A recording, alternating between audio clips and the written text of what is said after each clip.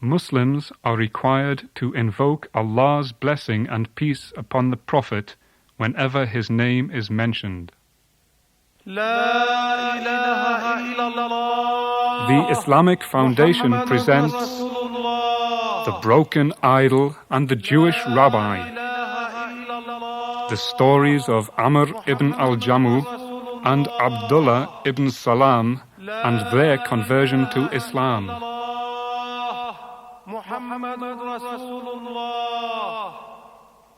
Our first story is about Amr ibn al-Jamuh and his conversion to Islam.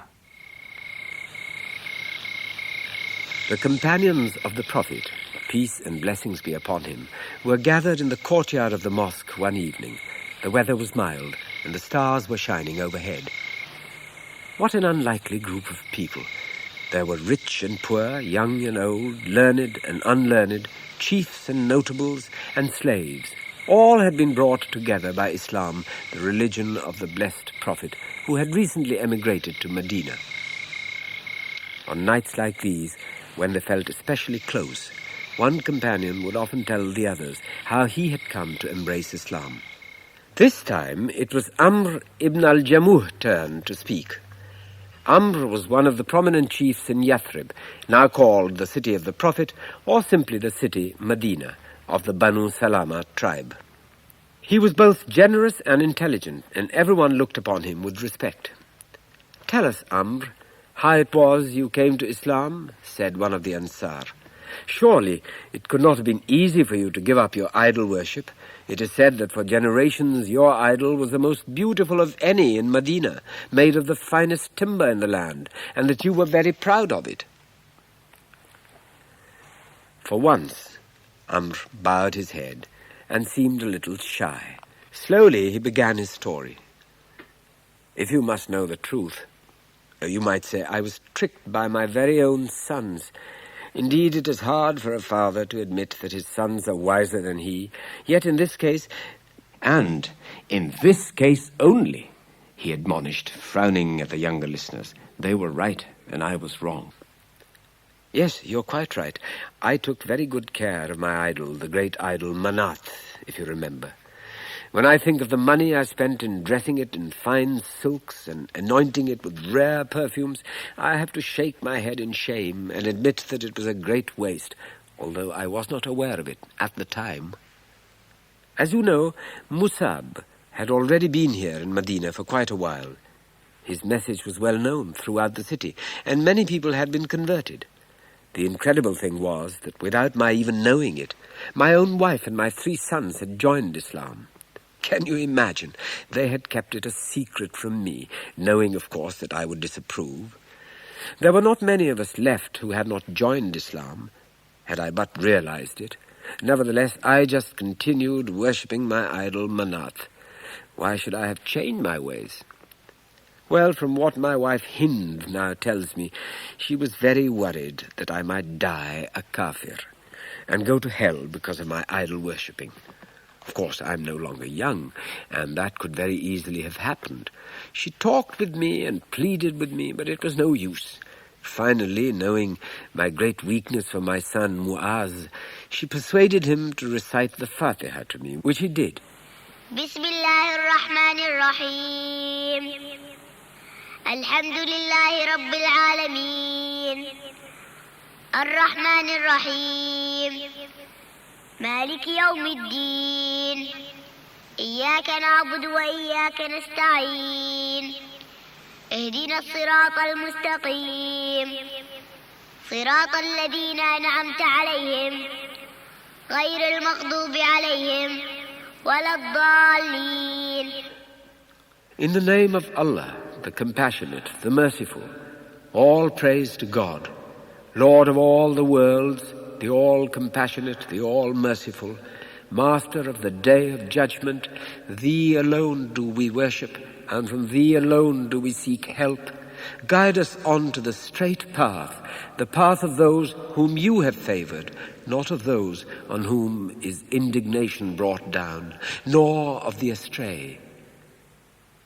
I had to admit that those verses were indeed very beautiful. In fact, I was quite eager to hear more from the teachings of this new prophet, although I wouldn't have dared admit it at the time. When my son saw that I had indeed been impressed, he said, "Oh, father, now that you feel the truth of these verses, how would you like to follow Muhammad's religion, as almost everyone else in Medina has done? Then you could hear so much more than what I have recited to you, and from the blessed Prophet himself." Well, I thought about that for a while, but it presented a problem for me. Then I thought of a solution, a very easy solution at that. "If my idol Manat agrees, I will join Islam," I announced. I could tell that my son was not at all happy with that answer. I had noticed he had not paid homage to Manat for a long time. I had also heard that almost everyone else in Medina had given up their idols, and this was troubling me. My son confirmed my fears. "Manat is nothing but a piece of wood. It can't hear or speak or move. You know perfectly well, father, that it is the old woman behind it who answers your questions, not the idol. If you ask her, she will not admit it, because then she would be out of a job." I silenced my son with a stern look. "Do not blaspheme the religion of your forefathers," I warned him. So saying, I went to my idol. "Manat, oh, Manat," I called. "I have no doubt but that you know of this new messenger who has come to us from Mecca. I hear he's a nice enough man and wishes harm to no one, except perhaps to you. For myself, I like very much what he preaches, but I have no wish to abandon you in spite of what he says. What is your advice, O Manat? Advise me that I may decide." Total silence followed my plea. "Perhaps I have angered you, Manat," I murmured, and therefore decided to leave the idol in peace until it was better disposed to hear me. Now just imagine what was happening behind my back all this time. My sons had gone to consult with their friend Muaz ibn Jabal, and together they had hatched a plan, which I heard nothing about until very recently. In a moment I will tell you what it was.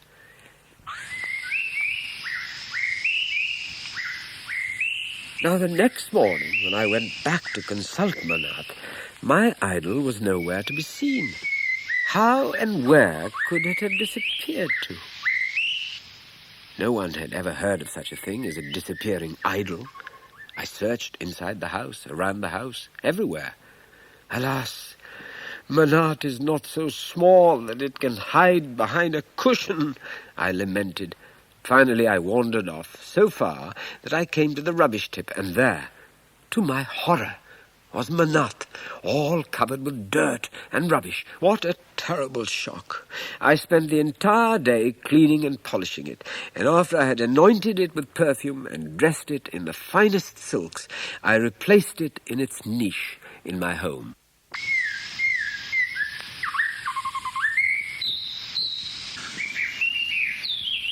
The next morning, the very same thing happened. Manat was nowhere to be found.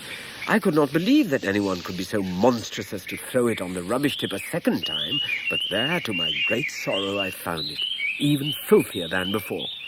This time I questioned the whole household, but no one had seen or heard anything. When I asked my son, he replied with an impolite shrug of his shoulders, "If Manat is so great a god, why didn't he defend himself?" I should have been suspicious at that moment, but I got angry instead and replied, "You had better defend your own self for daring to talk like that." And turning to the servants, I shouted, "All of you, search for the culprit responsible for this crime and bring him to me immediately." But no one was found. The third night I remembered what my son had said. It wasn't such a stupid remark. It's my own fault, I mused. I gave Manat no weapon to use against his enemy. Oh, Manat, accept my apology for not thinking to arm you against those villains. And so saying, I slung my sword around Manat's neck. Now you will be able to punish those who transgress against you. That night I retired, thinking at last to have peace. But the next morning Manat had disappeared again. Everyone was ordered to search the countryside. Finally, someone found it and called me to the spot. There lay Murad, at the bottom of the town sewer. It was a disgusting sight, I tell you. Someone had tied a dead dog to it, and my beautiful sword was missing. I certainly had no wish to get it out of the sewer and clean it up this time. I shook my head. If you were a god, you would not have allowed this to happen to you. You wouldn't be floating in a sewer, and you wouldn't have lost my sword. So saying, I turned on my heel, sought out my son, and told him of my intention to embrace Islam.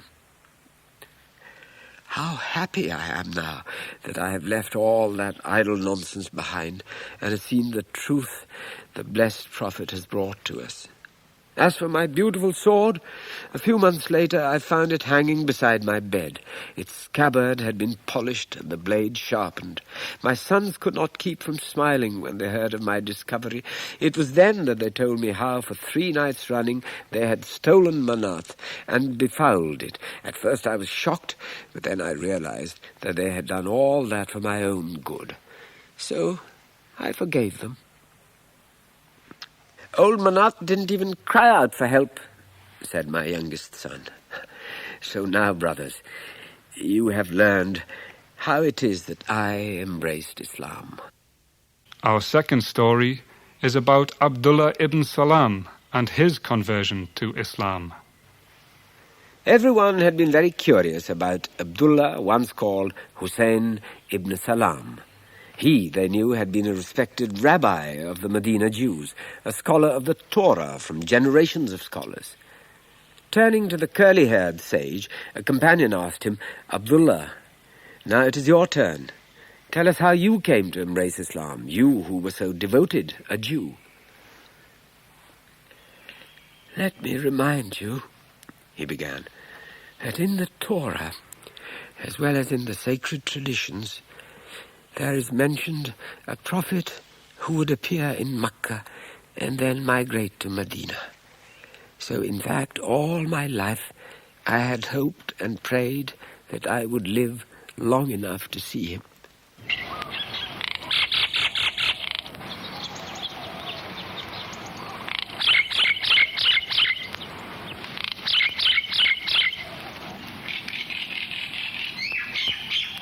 Every day as I worked in my garden or went to the synagogue or studied the Torah, I never once forgot this prophecy. So you can imagine the excitement I felt when I discovered that indeed a prophet from Mecca was soon to arrive in Medina. From my garden I saw many of my neighbors leave their homes to join others at the lookout who were scanning the horizon for his arrival. I wished I could join them. But how was that possible? Was I not the most renowned rabbi in Medina?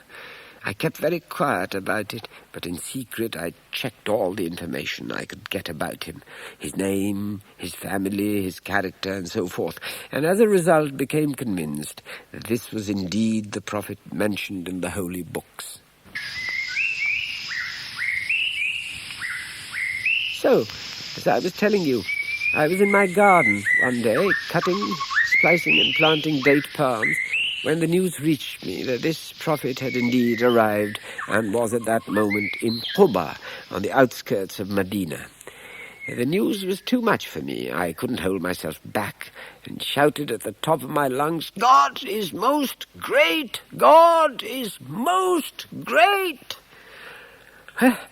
Well, now, my Aunt Khalida, who was sitting not far from me in the shade of a tree, was completely astonished, and even more so when I poured out my heart to her. Auntie, I said, this news is as precious to me as if I had heard that Moses himself was coming to Medina. In fact, he is a brother to Moses and has brought the same religion and is appointed by God, as was Moses. My aunt thought over this statement for a moment, and then looked up at me and asked, Is he the prophet whom you used to talk about, the one sent by God to confirm and finalize God's message on earth? And when I answered, Yes, Auntie, it is he, she nodded her head and seemed not displeased. You should have seen, indeed many of you did see, the crowds of people rushing down the streets to meet him, all manner of people, old ones hobbling along, young men running, ladies, children. They all had one aim, to approach him as soon as possible. I ran down the street with the rest of them until I was close enough to hear what he was saying. If you remember, the words were, "O people, spread peace amongst you, give food to the needy, pray during the night whilst others sleep, and you shall enter paradise without any difficulty." What a wonderful message! His words filled my heart with joy, and I realized that I had been right, that this was indeed the blessed prophet of the holy books.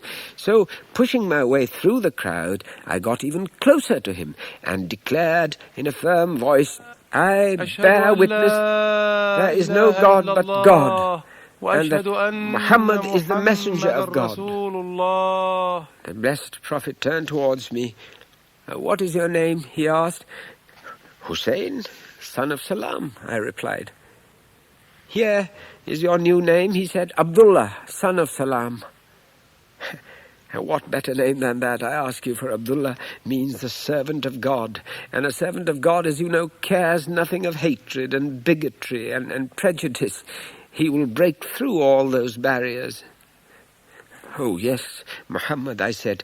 "Abdullah, son of Salam, shall be my name henceforth." Everyone was anxious to hear about the blessed prophet. Our whole family, my wife and all my children, gathered in the garden that day, and seizing the opportunity, I told them all about the blessed prophet and my new name. My enthusiasm must have reached them, for they gladly accepted Islam and pronounced their declaration of faith. Even my aunt Khalida embraced Islam, though she's an old woman. But I knew full well that the other Jews, my own people, would never tolerate our decision. We would be in for all kinds of accusations and humiliations if they found out. For the time being, I said to my family, we had better keep our conversion a secret. I need time to discover the best way to announce it to the Jewish congregation. With this, my family agreed. Some time later, after the blessed prophet had settled in Medina and had built his quarters in the mosque, I went to see him. My people are very strong-willed, Allah's messenger. They are quick to reject the truth or to blame and criticize others. So for some time I've been thinking of a plan whereby they will be left with no excuse. They will be forced to admit the truthfulness of my claim. This is what I propose. If the Jewish leaders hear that I have accepted Islam, they will not hesitate to declare that I am in the wrong. They will slander and belittle me. So they should not be told. Instead, I would like you to invite them here and talk to them about Islam and invite them to Islam. I will be hiding behind a curtain while you talk to them. Then, as you are talking, ask them their opinion of me and hear what they have to say. Then we shall see their faces when they hear that I have embraced Islam. They will be caught in the web of their own confusion. This is what I suggested to the blessed prophet, and he seemed willing to try it out. So the following Friday, while I was hiding in one of the rooms beside the mosque, the blessed prophet summoned all the Jewish leaders, tribal chiefs and rabbis. He talked to them very convincingly of the signs foretelling the arrival of a prophet who was to bring a message such as was brought by Moses. He showed them how it was inevitable that Islam should be the final religion sent by God. And finally he invited them to join Islam and declare their new faith. But, as I had predicted, they argued with him about everything he had said. They became more and more heated, until finally the blessed prophet realized there was no point in continuing the discussion. "Tell me then," he asked them, after raising a hand for silence, "tell me then, what is your opinion of Hussein, son of Salam? What do you think of the man? Is he truthful and just?" Oh, you should have heard them.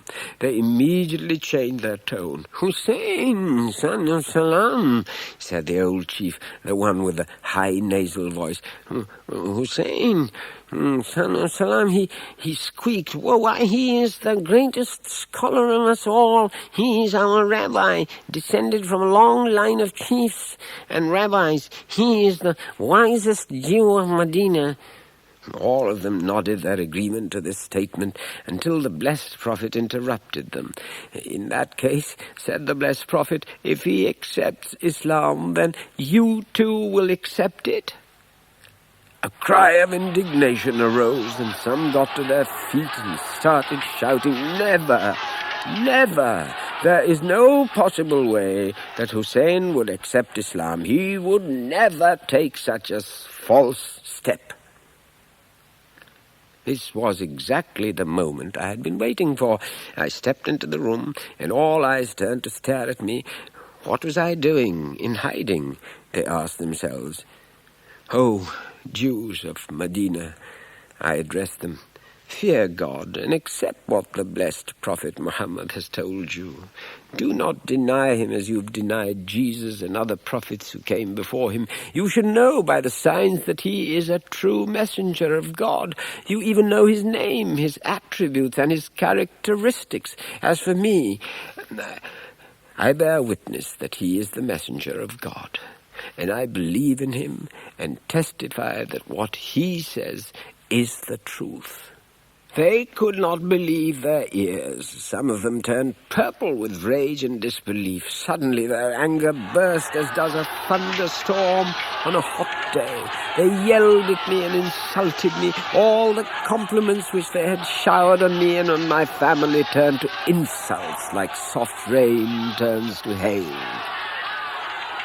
"You are the worst man amongst us. Your father, your grandfather's the same. You ignorant imbecile, you evil, vile man. Curses rot your family." And so on, and so on, and so forth. It took them quite some time to realize the stupidity of their reactions. And when they did, they were even more furious.